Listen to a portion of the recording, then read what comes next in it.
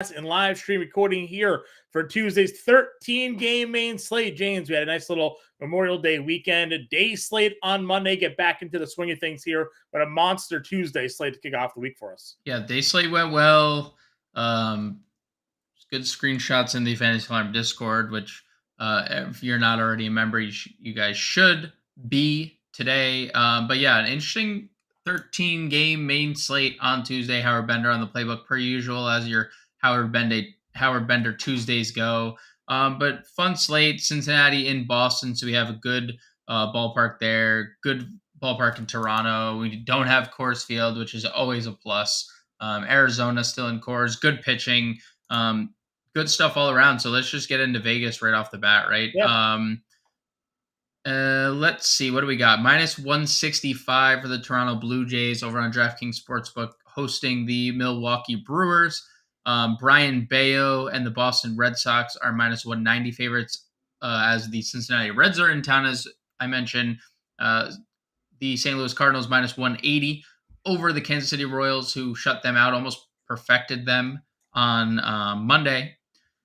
195 is the number for Shane McClanahan and the Tampa Bay Rays over the Chicago Cubs. We'll see if there's wind blowing in again in that game. 1-0 on Monday. Minus 230 for Zach Gallen and the Arizona Diamondbacks hosting the Colorado Rockies, and minus 230 for the Braves. No shocker. Hosting the or actually they're on the road in Oakland. And then Tony Gonsolin, actually the biggest favorite on the board, minus 300 over on DraftKings Sportsbook, as the Dodgers host the Nationals. In terms of over-unders, let's see if there's anything that's interesting. 9.5 in Milwaukee, Toronto. 9.5 in Cincinnati, Boston. We do not have a total in the Cubs game. That's not a surprise because I think they're waiting on the wind. 9 implied runs in Washington and the Dodgers. So 4 games, including Kansas City, St. Louis, I didn't mention that, have a 9 total or higher. I was initially about to yell at DraftKings for not having Mike Soroka in their player pool. He is not showing up as a probable starter. If you search for his name, he does appear. He has $7,800. He was called up. He's pitching. Oh, today, right? Sorry, he's pitching Monday. That's why. That is Monday. Why. I was like, wait a minute, isn't he supposed to be called up starting today? He pitched Monday. Never mind. Can't be mad at DraftKings for doing things. Can't be mad at DraftKings in this particular instance here. I was like, Oakland, Soroka, where is he? Not on the slate. That's because Bryce Elder is pitching against Oakland here on the slate. All right, let's go into pitching. As I mentioned, Shane McClanahan, your top price guy, going up against Chicago, 11-4. Joe Ryan, 11-1 at Houston. Zach Gallen at home against Colorado, 10-7. Logan Gilbert at home, 10-2 against the Yankees. Your top 4 guys, Kodai Senga, Bryce Elder, and Lucas Giolito round up the guys over 9K. A lot of pitching on a 13-game slate here, James. We like to kind of eliminate and rank. Talk to me, man, of that top 6. Who we in on, who we out on?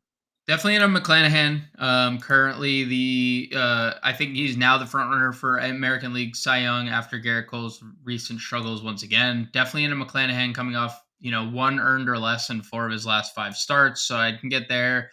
Joe Ryan just kind of labored through his last start, and that's kind of been the MO for him, which is fine. Like, he's not giving up a lot of earned runs, but this feels like another spot where that could take place. Houston's offense looks a little better. Altuve hit a grand slam on Monday, so there, like, I'm okay getting to Ryan.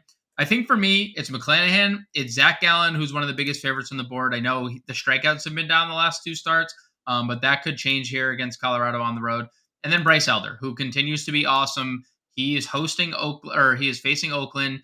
I mean, look at Elder's outings this year. Outside of 1 start against Miami, where he still got 12 ground ball outs, he's really just been awesome. He hasn't lost yet, and only 3 wins, but we know, when it comes to scoring runs, Atlanta's, arguably the best offense in baseball. So where do they keep finding these starting pitchers? Dude, it's not just the pitchers though; it's everybody. Like they sign all these guys to like these low end deals early, and then they just have them forever. And it's like, oh, Ronald Acuna is still only making $12 million a year when he's the best player in baseball.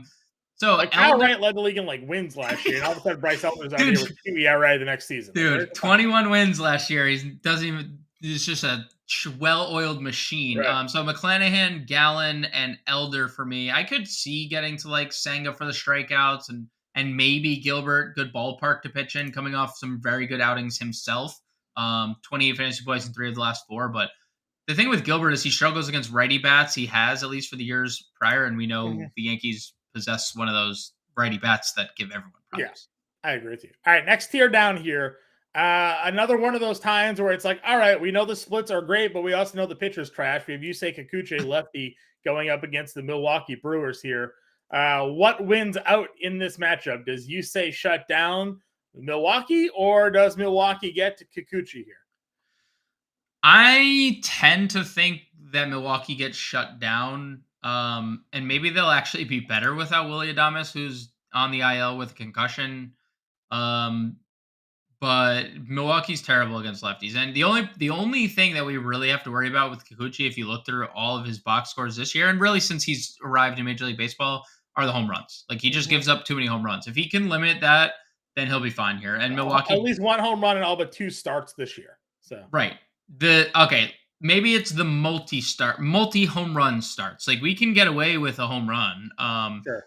Milwaukee also 28th in ISO against lefties, so not exactly a team that's hitting for a lot of power against them. No, I agree with you 100%. You also look at some of these teams that Kikuchi's had to face, like, not fun. Tampa, Baltimore, Atlanta, Boston, the Yankees, Tampa again. Like, the Angels. The Angels too. Right. Who are lighting up Michael Kopech right now. It's right. So it's not as if he's out there throwing against, the Little League here. He's at a tough road. But as you mentioned, below him, Tony Gonsolin's got Washington. So more people are going to play Tony Gonsolin against Washington, which makes Kikuchi an interesting pivot. I think at $8,400, there has been some strikeout potential in the past for Kikuchi as well. The only other guy in this range here is Nestor. He's the most expensive one of the AKs. How are you treating the Yankees starter that he's out of Yankee Stadium going against Seattle? Yeah, I mean, I think it's like a pretty good spot. We haven't really thought too highly of Seattle. The only thing that Seattle does well against lefties is home runs. Nestor has had an issue this year, 10 home runs and 10 starts. So, like, that's obviously a little concerning. He's about a strikeout per inning. He doesn't really walk a lot of guys. A lot of base runners this year, though, for Nestor. So, that's not great if you're putting someone on. Julio Rodriguez is on freaking fire. Teoscar's had a couple home runs lately. Ty France had a double-down game. So, I'm okay with it. I also just want to live kind of in this next tier of guys, truthfully. Like, under 8K, I really like Miles Mikolas against KC, coming off his best start of the year, 7 scoreless. He's actually been pretty good of late. Double-digit fantasy points in pretty much every start over the last month and a half. Where I want to go with this, though. Yeah, no, I know. We're working our way. We're working our way there. Mikolas, listen. Kyle Gibson, $7,500 against Cleveland. Cleveland is literal trash, and I'm like, they just didn't make the right decisions in the offseason. Josh Bell was their biggest acquisition offensively, and things are just not getting any better for them. $7,500 is too cheap for a guy coming off 22 and 23 fantasy points. And then you get to Brian Bayo at $7,000. There's 3 guys in the 7K tier that I'm perfectly fine with getting to. Bayo has arguably been better than all of them, at least on a more consistent basis. The last 5 starts, 17 or more fantasy points. Awesome. So. Yeah, it's awesome. And yes, Cincinnati does have, like, decent options, right? Like, but it really ends after Tyler Stevenson. Like, their lineup is Stevenson, India, Friedel, Fraley. And if you can get and you know what? I'll give McLean a shout out because McLean's been awesome in his own right. Like, to be fair, I should say they're top 5, but it's not like they're like also 30 home run guys, and they're not like Spencer Steer, but like those guys all hit better against lefties than they do righties. So, and the one thing I love about Bayo, look at those last 3 starts: 100 pitches, 107 pitches, 98 pitches. So no longer is he seemingly on any sort of limitation pitch count wise. Got hurt by the 2 solo home runs allowed against the Angels, but that was really it. Shut them down. Seattle shut down Atlanta. In Atlanta, 1 earned or 2 earned runs against Toronto. So again, I've been preaching it now for a while. I'm glad you're finally on board with me here. That Bayo, considered a top pitching prospect in baseball, finally living up to that. You're also a Bielak guy, so like, not today. No, Minnesota, no, nope, not today. John, I just want you to know, you and I play a lot of Minnesota. Wait until dude. Kirilloff, Royce O'Neal, 4-5 for the rest of the year. Yeah. Forget it. We are never not playing Twins again. Well, especially, today you had Or to Royce play. Lewis. I said Royce O'Neal Yeah, like I was in I the. was just gonna let it slide, but that was Okay. fine. Royce Lewis is again $2,000. Yeah, So I already. By the way, previously before you said that, I had already plugged him into my lineup. yeah, you have to. Yes. Okay. You I'm have to. just so like, and there was no Buxton today. They scored 7 runs. It's forget it. We're toast. Our We bank were the counts are biggest Twins fans 0. before. We're the biggest Twins fans now. So, are you going down any below Kyle Hendricks, Kyle Freeland, Oviedo? Anybody down here? Probably gonna pass on this tier. Okay. Yeah, we don't need Okay. to. I mean, 7K for Bayo is cheap enough. I agree with you. All right, catcher spot though. Oh, yeah. Shout out to Adrian Hauser. Didn't he just throw like a shutout? He did. Yeah, Shout out yeah. Houston. Shout out Tampa Bay. Adrian Hauser against Toronto. Can he keep it going? Maybe. Maybe. I'm not like fully convinced. If he does, good for him. You'll get him at 1%. He'll be Yep. 1%. He'll be 1%. He'll be 1% owned. Yep, I'm with you there. All righty, let's go back to catcher then. A lot of catcher options, a lot of good matchups, guys that we're looking to target in on. You have Sean Murphy return to Oakland against JP Sears at $4,700. Cal Raleigh gets Nestor, as you mentioned, with some power potential there. Yep. We're forever waiting for Cal Quantrill to regress.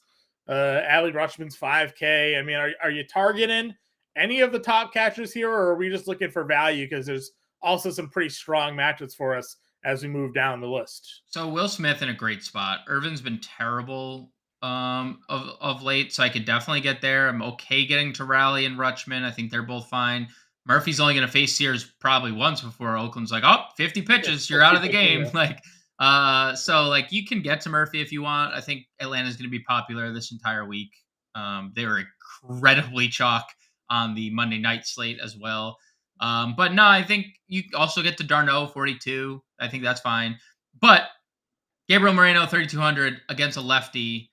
Had a multi-hit game. Had another stolen base. Gabriel Moreno is a sneaky fast catcher. 3 stolen bases already. I mean, 3 stolen bases. I said he's like Yachty, right? When Yachty used to hit 12 home runs and steal 10 bags, And it is Yachty. And the bat is probably more advanced than Yachty's was at this stage in his career because against lefties specifically, Moreno's a stud, and then Alvarez, who has been better than every catcher in baseball right now. I know Coors is a factor, but he was going into Coors hot, right? It has to be one of those two guys. I'm okay, I guess, going elsewhere, but why wouldn't we just plug one of those two in and move on, right? 3,200, 3,100. I'm 100% agree with you. I just have to give the obligatory Yan Gomes versus lefty, and True. And we can. I mean, he homered off Kershaw for crying out loud. So we can. That's nobody is safe when you're a lefty. Safe against Yan Gomes. All right, let's go on over to first base here. Again, 13 game slate, James. So every top guy is on the board. Sure. If you're looking at this top grouping, what's your pick 2? Give me 2 guys from the top tier you're looking to plug and play. Pete Alonso, 55 against Ranger Suarez. Ranger Suarez has been atrocious. Alonso really hot coming into this game. 7 extra base hits over his last 10, 5 leaving the yard. And then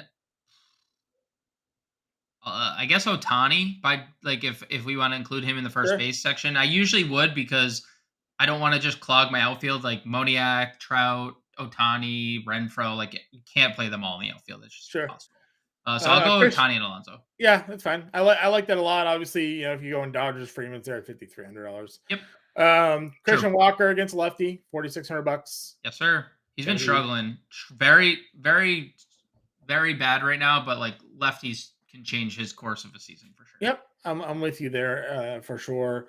And then again, I think it kind of drops off if you want to go Ty France against Cortez. You can. Again, last year hit lefties well. This year, kind of just struggling in general, but has strung together a couple of decent games. So maybe he's starting to break out of it a little bit here. And then it's sort of, you just kind of go down to the value tier. Andrew Vaughn against Anderson at $3,400. Luke Raley against Kyle Hendricks at $3,400 could be a spot. You mentioned Kirilloff, $3,200 against Bielak. Certainly can be a guy in play here. So value tier at first base is pretty strong as well. Yeah, Kirilloff on base 5 times on Monday. After just he's on base at multiple times literally every game if you looked at the box score. He's been great since returning from his injury, hitting fourth or hitting fourth. I wonder if that changes with Buxton, but only more protection. I like all three of those guys. You can get any Kansas City guy you want. Prado was great in the leadoff spot on Monday.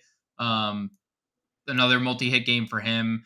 And then I think like the Giants, dude, the Giants just score 10 plus runs like every other day at this Yeah. point. Like I know Lamonte Wade hasn't been like a big part of it, but he's hitting at the top of their order against righties still. Like I know Austin Slater led off, but Austin Slater's not going to lead off with a righty Right. on the mound. Yep, I'm with you there. And then I tweeted out the Tristan Casas things. I shared it with Yep. you as well.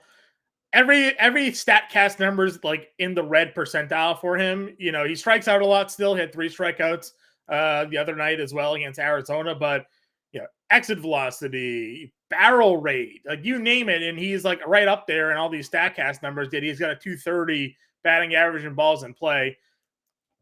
At some point, that has to even out for him here, I think. And he was getting hot hitting at home before that road trip Right. kind of slowed him down into San Diego and LA. So now they're back home. He's on a 4-game hitting streak. I think Casas here could be a spot. I mean, he's always a home run threat. Like that's I Yeah. mean, he's just one of those dudes that like you look past the strikeouts because that's And part he of the wasn't a guy that game. struck out a ton at the minor league level. He's like a 1-to-1 strikeout to walk guy. Obviously, guys get up, face tougher pitching, and you know that changes. And he is certainly striking out. He's got a high whiff percentage, which isn't Right. great. Swing and miss percentage is not what you're looking for from a guy. But when he makes contact, he's among the best contact hitters in baseball in terms of everything you want for a power hitter. So I think Casas here against Lively is a good value option on the slate. Yeah, he's heating up too, so I'm down. Yep. Let's go on over then to the second base position here. Where are we? Where are we taking a peek? Mookie Betts is second base eligible on this slate. Brandon Lowe against Kyle Hendricks is at $5,100, and your boy Nolan Gorman at 49 against Greinke. Ketel Marte gets a lefty matchup against Kyle Freeland here. Like, what's your top guy? It's probably Gorman Marte, that little tier. I'm perfectly fine getting to Mookie if you want to play him at second as well, if you want to mix him in there. Um, Not a lot of interest in I mean, Brandon Lau is whatever if you're playing a Tampa stack. I think its profile's better.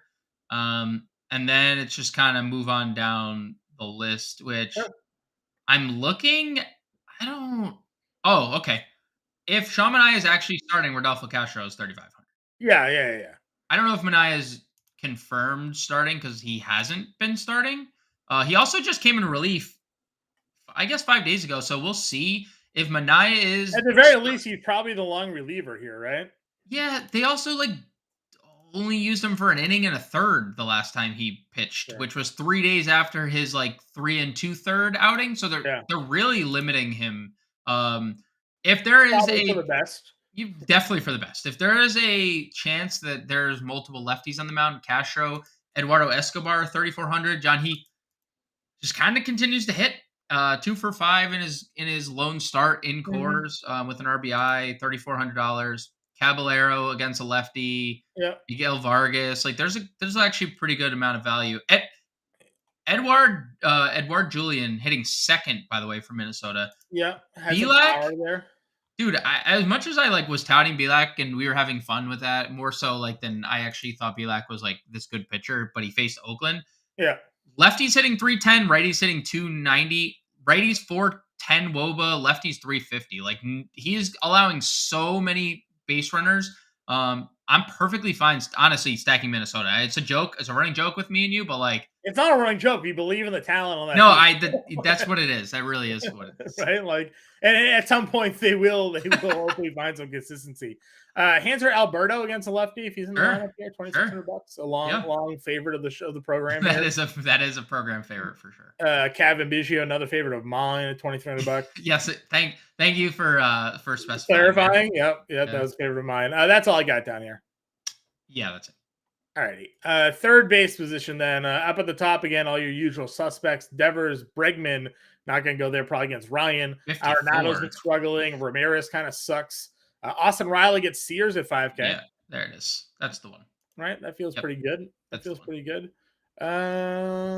Eugenio at 4,400. Power if he hits a home run. That's what it comes down to at this point. What's the strong Moncada side here? Is it lefties or righties? It's career, I think, left against lefties this year. I think it's been righties. I can confirm right Oh, we now. get Gunner against Quantrill here at 3,900 too. That's decent. Very small sample for Moncada this year, so Yeah, he's been hurt for a while, so yeah, not even a Gunner.